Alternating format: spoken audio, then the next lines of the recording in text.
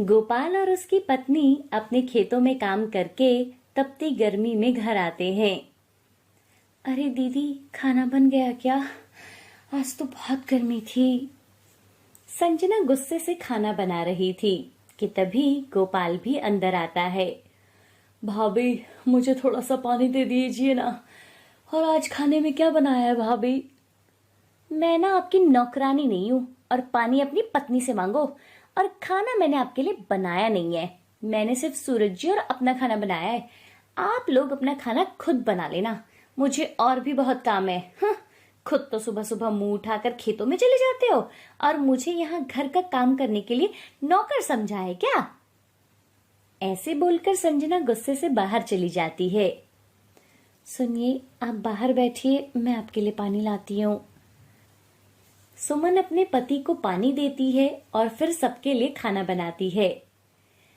ये कहानी सीमापुर नामक गांव की है, जहां गोपाल अपने परिवार के साथ बहुत खुशी से रह रहा था। उसके परिवार में उसकी माँ शांति और पत्नी सुमन और बड़ा भाई सूरज और भाभी रहते थे। गोपाल पढ़ा लिखा नहीं था, इसलिए वो अपने खेत संभालता था। गोपाल की पत्नी सुमन भी अपने पति के साथ खेतों में खूब मेहनत करती थी। वहीं दूसरी तरफ उसका बड़ा भाई सूरज, उसने शहर जाकर पढ़ाई की थी और अब वो एक बड़ी कंपनी में काम करता था। इसी बात का उसे घमंड था और वही घमंड उसकी पत्नी में भी था। गोपाल और उसकी पत्नी और माँ मिलकर खाना खाने के लिए बैठते हैं। अरे बहू, तू बोल देती तो खाना मैं बना देती। तू भी तो थकी हारी खेत से आई है। कोई बात नहीं माँ जी, आप खाना खाइए ना। ये संजना इतनी बेरुखी क्यों करती है, कुछ समझ नहीं आता। घर के काम में भी हाथ नहीं बटाती, सिर्फ अपना काम करती है। माँ, आप चिंता मत करो, सब ठीक हो जाएगा, आप खाना खाओ। संजना घर की बड़ी बहू और घमंडी होने के साथ आलसी भी थी। उसे किसी के जज्बातों से कोई मतलब नहीं था, सिर्फ वो अपने पति से मतलब रखती थी। एक बार की बात है, गोपाल का एक्सीडेंट हो जाता है, जिसके कारण उसके पैर में फ्रैक्चर हो जाता है। अब गोपाल से बिल्कुल भी चला फिरा नहीं जा रहा था, जिसकी वजह से घर और खेतों का सारा काम सुमन अकेले ही कर रही थी। एक दिन सुमन खेत में जाकर देखती है कि उसके खेत की सब्जी के पेड़ पौधे सब खराब हो गए हैं। ये देखकर सुमन बहुत दुखी होती है और घर जाकर अपनी माँ के पास बैठकर रोने लगती है। माँ, मैंने इतनी मेहनत की थी, इसके बावजूद खेत में सारी फसल बर्बाद हो गई। हमारा जानवरों ने कुछ नहीं छोड़ा और घर में पैसे भी नहीं है। इनकी दवाइयाँ, ये सब कैसे होगा माँ? मुझे खुद समझ नहीं आ रहा। बहू, तू चिंता मत कर, सूरज है ना, वो इस घर का बड़ा बेटा है। तू जा, उससे कुछ पैसे मांग ले और खेत में दोबारा खेती कर, क्या पता कुछ अच्छा हो जाए। नहीं माँ, मुझे नहीं लगता बड़े भैया पैसे देंगे। फिर भी आप कह रही हो तो मैं एक बार पूछ लेती हूँ। सुमन संजना के कमरे में जाती है, जहाँ सूरज ऑफिस का कुछ काम कर रहा था। दीदी जी, वो माँ ने कहा है आपसे कुछ पैसे मांग लूं, वो खेतों में फसल बर्बाद हो गई है। अरे तुम्हारी फसल है, तुम देखो, भला उसके लिए हम पैसे क्यों देंगे? अरे देखो सुमन भाभी, मैं खेत में पेड़ पौधों के लिए पैसे बिल्कुल नहीं दे सकता। अगर गोपाल मेरी तरह पढ़ा लिखा होता ना, तो आज ऐसे गवारों की तरह नहीं होता, खुद तो घर में पड़ा रहता है। तभी वहां शांति आती है। अरे ये तू कैसी बातें कर रहा है बेटा? अरे माँ, आप बीच में ना ही बोलो तो अच्छा होगा। मैं किसी को एक फूटी कौड़ी नहीं दूंगा और मैं यहाँ रहूंगा भी नहीं। मैं और मेरी पत्नी शहर में जाकर शहर के तौर तरीकों से रहेंगे। शांति और सुमन कुछ नहीं बोलते और वो चुपचाप अपने कमरे में आ जाते हैं। अगली सुबह सूरज अपना सामान बांधकर अपनी पत्नी के साथ शहर चला जाता है। वहीं दूसरी ओर घर के खर्चे, माँ और पति की दवाइयों को लेकर सुमन बहुत परेशान थी। अब सुमन लोगों के खेतों में काम करने लगी थी, जिससे उसे कुछ पैसे मिल जाते थे और घर की दाल सब्जी का गुजारा हो रहा था। लेकिन लोगों के आगे काम करना कोई आसान बात नहीं थी। लोग सुमन को काफी उल्टा सीधा सुनाते थे, लेकिन अपने पति और माँ के पेट को पालने के लिए वो लोगों की बातें भी सुनती थी। फिर एक दिन उसे काम से निकाल दिया जाता है। ऐसे में परेशान होकर वो अपने उजड़े हुए खेत में जाती है और रोने लगती है। हे भगवान, आपने मेरे साथ ऐसा क्यों किया? इतनी मेहनत के बाद भी मुझे सफलता नहीं मिली और अब मुझे काम से भी निकाल दिया है। अब मैं अपने परिवार का ख्याल कैसे रखूंगी? रोते हुए उसके आंसू जमीन पर गिर रहे थे। तभी जमीन से 2 जड़ें निकलती हैं और एक बड़े से पेड़ का रूप ले लेती हैं, जो कि बैंगन का पेड़ बन जाता है। हे भगवान, ये बैंगन का पेड़ यहाँ कहाँ से आ गया? सुमन बहुत डर जाती है। इतना बड़ा बैंगन का पेड़ कैसे आया? अरे, इस पर तो बहुत सारे बैंगन भी लगे हुए हैं। सुमन चमचमाते बैंगनों को देखकर एक बैंगन तोड़ती है, जिसके तोड़ते ही वहां नया बैंगन आ जाता है। अरे, ये कैसा चमत्कार है? तभी जादुई बैंगन का पेड़ खुशी से झूम के बोलता है, तुम इतनी परेशान थी कि तुम्हारे आंसुओं से मैं पिघल गया और मेरी जड़ जमीन से निकलकर एक बड़े जादुई बैंगन के पेड़ में तब्दील हो गई है और तुम जितने मर्जी चाहो इससे बैंगन तोड़ सकती हो। ये कभी खत्म नहीं होंगे। इन्हें बेचकर तुम अपने घर की स्थिति को ठीक कर सकती हो सुमन। सच में? मुझे तो यकीन नहीं हो रहा। मेरी मदद करने के लिए बहुत बहुत शुक्रिया। फिर सुमन जादुई बैंगन को तोड़कर अपने पल्लू में रखती है। तभी पेड़ पर और नए बैंगन आ जाते हैं। सुमन जादुई बैंगन के पेड़ का शुक्रिया अदा करके अपने घर वो बैंगन ले जाती है। अरे सुमन बेटा, इतने सारे बैंगन कहाँ से लाई है? हाँ सुमन, सस्ते बैंगन मिल रहे थे क्या, जो तुम इतने सारे लेकर आई हो? हमारे खेत में ना जादुई बैंगन का पेड़ है, जिससे अब हम सबकी जिंदगी अच्छे से कटने वाली है। मैं अभी बैंगन का भरता और बैंगन के पकौड़े चाय बनाकर लाती हूँ। उसके बाद सुमन ढेर सारे बैंगन तोड़कर उन्हें सब्जी मंडी लेकर जाती है। बैंगन ले लो बैंगन, 10 रुपए किलो, ताजा सस्ते बैंगन ले लो। अरे, आप तो बहुत सस्ते बैंगन दे रही हो, जरा 1 किलो कर दीजिए बहन जी। मुझे तो 2 किलो दे दो बहन जी। अरे बहन जी, आप तो बहुत सस्ते बैंगन दे रही हो, जरा 2 किलो मुझे भी दे दो। 2 किलो मुझे भी दे दीजिए। कुछ ही देर में एक एक करके सुमन के सारे बैंगन खत्म हो जाते हैं। वो दोबारा से जादुई पेड़ से बैंगन तोड़कर लाती है और मंडी में बेचती है। सस्ते बैंगन होने के कारण फिर से सारे बैंगन खत्म करके वो अपने घर लौटती है, जहां उसकी पहली कमाई बहुत ज्यादा होती है। इससे तीनों लोग बहुत खुश होते हैं। इसी तरह सुमन जादुई बैंगन की पेड़ की मदद से रोज बैंगन बेचती थी और फिर उसे अच्छा मुनाफा होता था और वो अपने पति के पैर का इलाज एक अच्छे से अस्पताल में करवाती है और गोपाल कुछ ही दिन में बिल्कुल ठीक हो जाता है। अब वो तीनों खुशी खुशी रहने लगते हैं। जादुई बैंगन को बेचकर सुमन का परिवार बहुत अमीर हो जाता है। उन पैसों से वो गरीब लोगों की मदद करते हैं और उन्हें भी खाने के लिए बैंगन बांटते हैं। वो कभी भी किसी को अपने घर से खाली हाथ नहीं भेजते थे। त्योहारों का समय था। बाजार में हर जगह अलग अलग तरह के पकवान और मिठाइयाँ, पकोड़े और न जाने क्या क्या बन रहा था।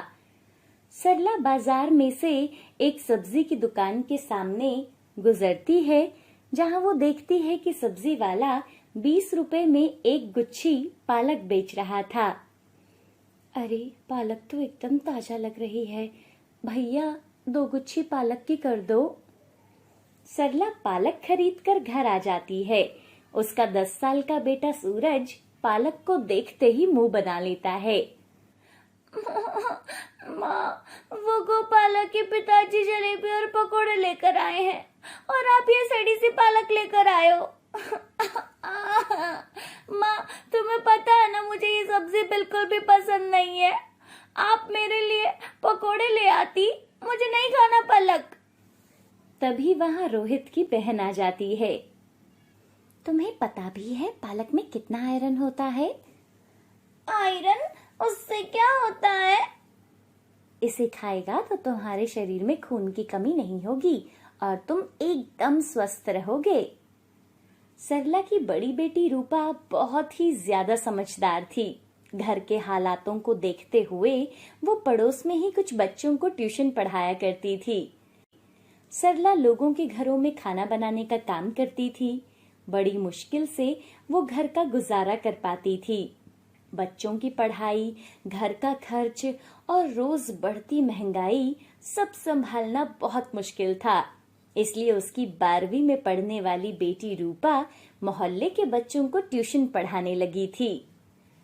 माँ, आज तो बहुत देर हो गई मुझे। ये बच्चे ना पढ़ते ही नहीं है। इतना सारा होमवर्क स्कूल से मिला है और किसी ने नहीं किया, और अगर मैं करवाती नहीं ना तो इनके मम्मी पापा मुझे ही सुनाते। तू हर चीज को समझती है। अच्छा बेटा, मैं फिर से पूछ रही हूँ, तेरी पढ़ाई का कोई नुकसान तो नहीं हो रहा है ना? देख, तू अपनी पढ़ाई पर ध्यान दे। अगले साल भगवान की दुआ से तेरे अच्छे नंबर आ जाएं। बस 2-3 साल की पढ़ाई और होगी, फिर मेरी बेटी एक कामयाब अफसर बन जाएगी। माँ, लगता है तुम्हारी ये चाह मुझे एक दिन जरूर अफसर बनाकर ही छोड़ेगी। अच्छा बताओ ना माँ, खाने में क्या बना रही हो? मुझे बहुत तेज भूख लगी है। मैंने तो दोपहर में भी खाना नहीं खाया। सोच रही हूँ कि आज पालक का साग बनाऊंगी, लेकिन ये नकचढ़ा पालक देखकर मुंह बना रहा है। माँ, क्यों ना आज पालक के पकोड़े बनाएं? हर रोज तो वही दाल चावल रोटी ही खाते हैं, आज पकोड़े बनाओ ना। ठीक है, वैसे भी ये रोहित पकोड़े ही मांग रहा है। नहीं खाऊंगा, मुझे दुकान वाले ही पकोड़े चाहिए। तुम्हें दिखाई नहीं दे रहा? माँ अभी काम से आई है, कितना थकी हुई है। माँ, इसकी बात मत सुनो आप, पालक के पकोड़े ही बना दो। देखना, ये दुकान में मिलने वाले पकोड़ों से भी अच्छे होंगे। सरला पालक के पकोड़े बनाने लगती है और पकोड़ों के साथ चटनी भी बनाती है। सारा परिवार बैठकर पकोड़े खाता है और रोहित, जो पालक के पकोड़ों का नाम सुनकर मुंह बना रहा था, सबसे ज्यादा पकोड़े वही खाता है। अब क्या हुआ? इतने सारे पकोड़े क्यों खा रहा है? क्योंकि ये तो बहुत ही स्वादिष्ट लग रहे हैं। माँ, आप कल से फिर यही बनाना ना। सब खुशी खुशी पकोड़े खाते हैं और सब सो जाते हैं। सुबह दोनों बच्चे स्कूल जाते हैं और सरला काम पर चली जाती है। दोपहर को स्कूल से आते समय एक गाड़ी रोहित को टक्कर मार देती है और उसे बहुत चोट लगती है। कुछ लोग रोहित को अस्पताल लेकर जाते हैं और सरला को सूचना देते हैं। सरला जब अस्पताल जाती है तो अपने बेटे को इस हालत में देखकर घबरा जाती है। भगवान का शुक्रिया अदा करो, तुम्हारा बेटा बच गया है। बस हाथ और पैर में फ्रैक्चर आया है और सर में थोड़ी चोट लगी है। डॉक्टर साहब, मेरा बेटा कब तक ठीक हो जाएगा? देखिए, चोट तो बहुत लगी है, इसलिए पूरी तरह से ठीक होने में तो समय लग जाएगा। कहने को तो सरला का बेटा सरकारी अस्पताल में था, लेकिन दवाइयां सारी बाहर से लेनी थी और बहुत ही महंगी थी। घर की जमा पूंजी एक हफ्ते में ही खत्म हो गई। अपने बेटे की देखभाल के कारण सरला काम पर भी नहीं जा पाई। रूपा ने भी अपने ट्यूशन के बच्चों को पढ़ाना छोड़ दिया, क्योंकि अब वो घर को देख रही थी और अस्पताल में भी आना जाना कर रही थी। फिर कुछ दिन के बाद सरला रोहित को घर ले आती है। सुनो रूपा, तुम थोड़ी देर रोहित को देखो, मैं काम पर जाती हूँ। बिना बताए इतने दिन की छुट्टी हो गई। ठीक है माँ, तुम जाओ, मैं सब कुछ देख लूंगी। सरला जब अपनी मालकिन के घर पहुंचती है तो वहां कोई और काम कर रहा था। मालकिन सरला पर भड़क जाती है और उसे काम से निकाल देती है। घर में बीमार बेटा और अब हाथ में काम भी नहीं था। सरला को तो कुछ समझ नहीं आ रहा था, जैसे कि उसका सब कुछ खत्म हो गया हो। शाम हो चुकी थी। वो घर की तरफ आई तो उसने देखा कि फुटपाथ पर कुछ लोग अलग अलग तरह की खाने की चीजें बनाकर बेच रहे थे। इन लोगों की तरह क्या मैं भी कुछ बनाकर नहीं बेच सकती? लेकिन क्या बनाऊंगी? सरला घर पहुंच जाती है और रूपा से बात करती है। माँ, इतना सोचने की क्या जरूरत है? वैसे भी हमारे पास इतने पैसे तो नहीं है। सस्ती चीज में अगर देखा जाए तो इस वक्त पालक ही है, और तूने तो उस दिन पालक के पकोड़े भी कितने अच्छे बनाए थे। रोहित तो आज भी कह रहा था कि उसे पालक के पकोड़े खाने हैं। एक काम करते हैं ना माँ, हम दोनों मिलकर पालक के पकोड़े बेचते हैं। कम से कम रोज हाथ में पैसे तो आएंगे। ये तूने अच्छा कहा। हाँ, पालक के पकोड़े, मैं पालक के पकोड़े का काम करूंगी। और क्या कहा तूने? रोहित को पालक के पकोड़े खाने हैं। रुक, मैं ना अभी बाजार से पालक खरीद कर लाती हूँ। तभी सरला जाकर पालक खरीद कर लाती है और अपने दोनों बच्चों को पालक के पकोड़े बनाकर खिलाती है। और रात भर यही सोचती है कि आखिर वो किस तरीके से अपना काम शुरू करे। अगले दिन सुबह, माँ, ये थोड़े से पैसे हैं जो मैंने अपनी गुल्लक में जमा किए हुए थे। रात भर तुम सोई नहीं, मैं ये सब देख रही थी। तुम्हें यही चिंता थी ना कि पैसे कहाँ से आएंगे। देखो, ज्यादा तो नहीं है, पर इससे हमारा काम हो जाएगा। कभी कभी तो सोचती हूँ, अगर तू नहीं होती तो क्या होता। बेटा, ये तो बहुत है, इनसे ही काम शुरू करूंगी। सुन, मैं बाजार जाती हूँ और सामान खरीद कर लाती हूँ।